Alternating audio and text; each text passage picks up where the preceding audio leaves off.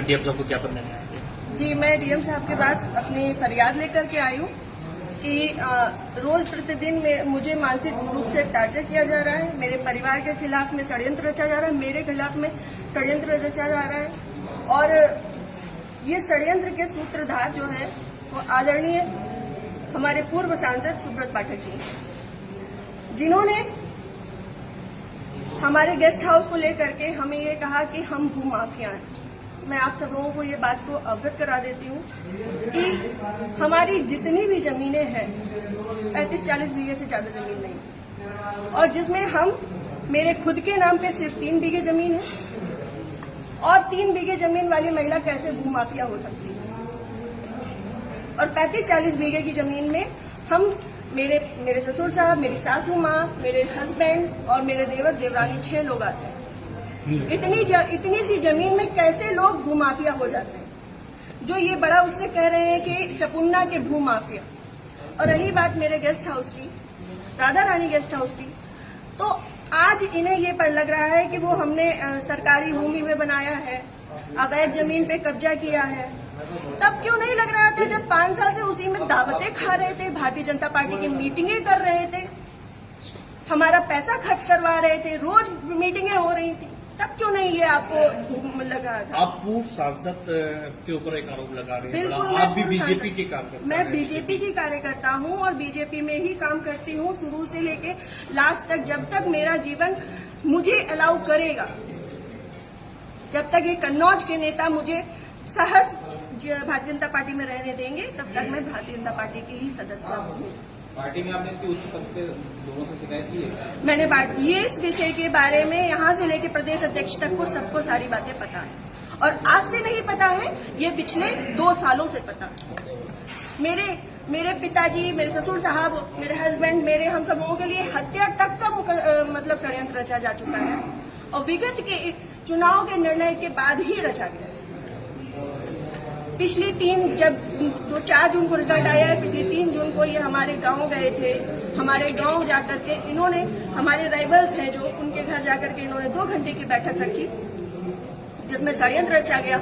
और उसके बाद ही उसी दिन इनके एक प्रमुख कार्यकर्ता कहिए, चमचे कहिए, कुछ भी कहिए, वो जीतू त्रिपाठी, उन्होंने मेरे ससुर साहब को फोन किया, जिसकी मैं रिकॉर्डिंग आप सबको भेजूंगी और चाहूंगी कि मीडिया में आप चलाएं।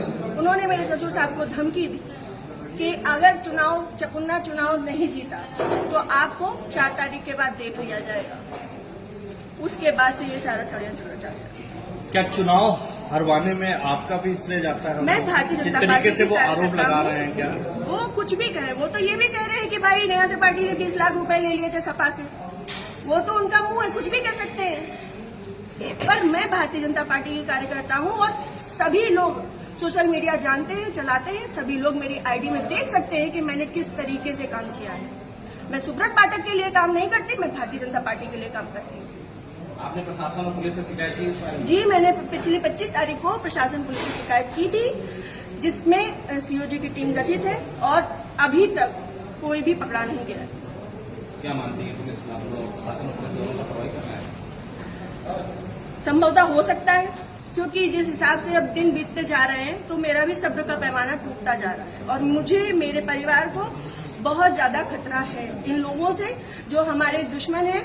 क्योंकि सुब्रत पाठक जी ने, हमारे जो राइवल्स हैं, सभी आजीवन कारावास के मुजरिम हैं। सभी आजीवन कारावास के मुजरिम हैं। मैंने इसमें लिख के भी दिया है, संदीप तिवारी, प्रदीप तिवारी, मनोज अग्निहोत्री, ये बलात्कारी केस पे और आजीवन कारावास, गैंगस्टर, इन पे सब तरीके की धाराएं लग चुकी हैं इनमें, ऐसे लोगों के साथ में। और जिसको इन्होंने हम लोगों की सुपारी दी है, अखिलेश यादव उर्फ छक्की, वो इनके, हाँ, यहाँ ठटिया का ही निवासी है, गांव झहुआ है उसका। वो इन लोगों के साथ में, सुब्रत पाठक के साथ में भी जेल में रहा है और इन लोगों के साथ में भी जेल में रहा है, और अभी फरार है। और इन लोगों की मोटरसाइकिल भी उनके पास है, अभी तक वो भी बरामद नहीं है।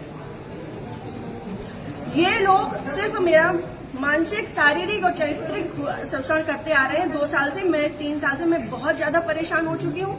अब ये चीजें नहीं होंगी। आज आपने जिलाधिकारी से बातचीत की, क्या उन्होंने आश्वासन दिया? उन्होंने मुझे पूर्ण आश्वासन दिया है कि इस पे निष्पक्ष जांच होगी, क्योंकि हमारे पास रिकॉर्ड्स भी हैं, हमारे पास सबूत भी हैं और बहुत सारी चीजों के सबूत हैं। समय आने पे मैं वो सब आपके सामने रखूंगी।